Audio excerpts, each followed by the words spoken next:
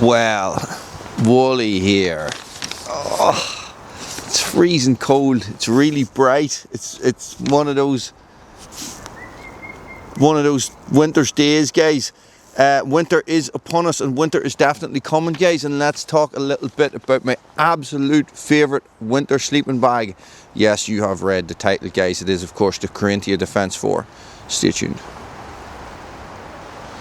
Yes, guys, the Carinthia Defence 4.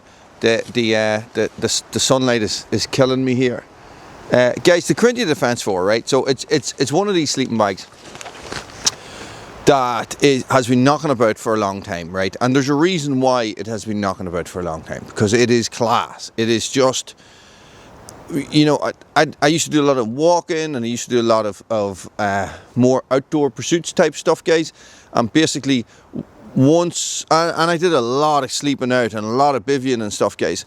I used to use a lot of down bags, but once I switched over to the Carinthia Defence 4, guys, there was absolutely no going back. Now, if you are a regular to the channel, you will have seen me go back and forward through various different types of sleeping bags, guys, to try and figure out which is the best one for me, right? For me.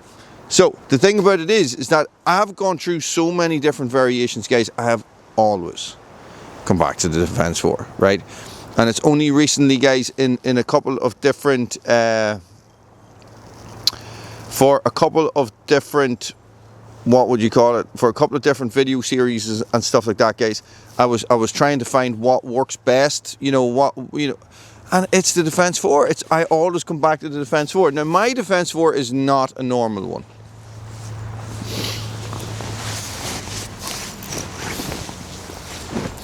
This is like a 7-year review or something, I think.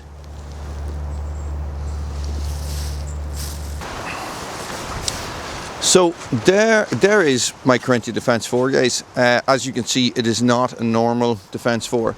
This is the Vorstalika MO5 finish camo one that has at the back end there. You can see that there is actually a Nomex foot box on it, and that is designed for sleeping around fires and stuff like that, so you don't burn your good sleeping bag, guys. Not something I have ever done. Of course, it's finish MO5 camo. It's class camo pattern, guys. But the bag itself, right? The bag itself is pretty much rated to, they say, a comfort rating of -8. You know, extreme -35. I don't know about that, guys. I'm never 100% sure or how much I trust these comfort ratings, right? So it is an excellent bag, and I have slept in it to very low temperatures, -2, -3, but I've generally put something over me, and I've been in a bivvy bag, guys, which will bring up your temperature rating as well. Okay, so it has the G-Loft insulation. It's 100% polyamide inner and outer. It weighs about 1.8 grams, guys, and pack size is 23 by 38 centimeters. Okay, and this is for medium. And this is their best selling, and they reckon it's one of the best selling 3-season sleeping bags in its class. Center zipper, robust, waterproof outer material. Zippered cover flap, and it's a center zip as well, guys, so there's not a regular hood on it the way that you would normally think of a sleeping bag, right? So, guys, it is a 2-layer construction. It has their thermal reflect in it, which reflects your heat that is trying to leave the sleeping bag, reflects it back into you, and a trapezoidal foot section, and it is combinable. Right, it's combinable, and that is something that I'll talk about in a different video. So what does all that mean? Well, guys, hey Bruno, what it means is that you have an absolutely kick-ass sleeping bag that sort of is in the right situations, has a built-in bivvy bag, right? Now, I would use a bivvy bag anyway, right? But that's just ingrained in me, because I'm at some stage along my career, I must have got wet somewhere and been absolutely like going, this is ridiculous, I'm never sleeping out without a sleeping bag. Bruno, no sticks into the sleeping bag, right? So basically, look, we have these sewn lines in it here, but these do not transfer through to the outside, guys. And what that means is that your insulation is kept in these pockets areas. Guys, this thing is very comfortable. It's very roomy. I love it. I can turn around in it, guys.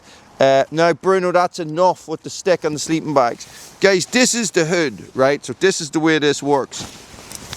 And mine is slightly different because it has a zip-in liner, right? So basically, when you're in it, okay, you lie in it with your face like that, okay?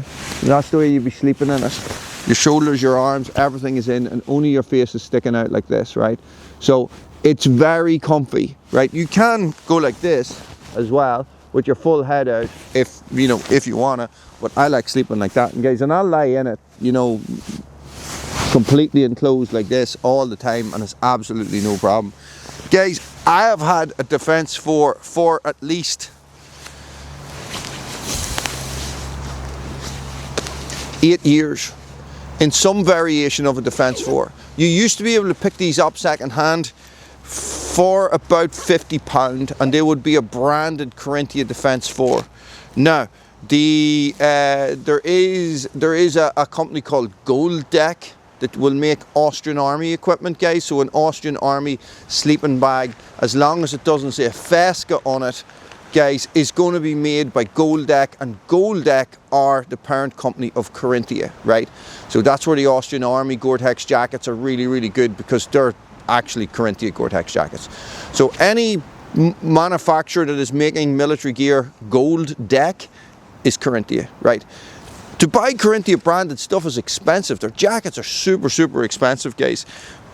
But there's ways around it, as I just explained. Bruno, that is a good stick, right? So the thing about it is, guys, is that the British Army and the Spanish Army and the Dutch Army have copied the Carinthia Defence 4. Bruno, that's it. With their own sleep system, guys. Stop. Stop. No. Sit. That's enough. Sleeping bags now. Sleeping bags, Bruno. Quit. So, guys, they are okay. No, they're fine, actually. They're acceptable. For what you're paying, right, they're good, because you can get an almost new one for about 70, 80 quid, right? Probably a new one for 70, 80 quid. But, guys, if you go hunting, you can pick up a Defence 4 a second. Bruno, that's enough now. You're doing me head in. A second-hand Defence 4 for the same price, right? And they are better, you know, they are better made, okay? They're not as mass produced as the other ones. But I would highly recommend this. Anybody ask me what sort of sleeping bag would you recommend for Bushcraft? Defence 4. All day long. Guys, and they come in a range of colour, but the drab green one is the one you're going to see most, guys, and it's generally the cheapest. Bruno, you have filled my sleeping bag full of slabber and bits of muck and sticks. And that sums up what it is like for me when I'm out camping. Go away now. Turn into critical drinker. Guys, an absolutely kick-ass piece of equipment. I highly, highly recommend it. Do try and get one a little bit cheaper if you can. But if you have the bucks, it's well worth an expenditure.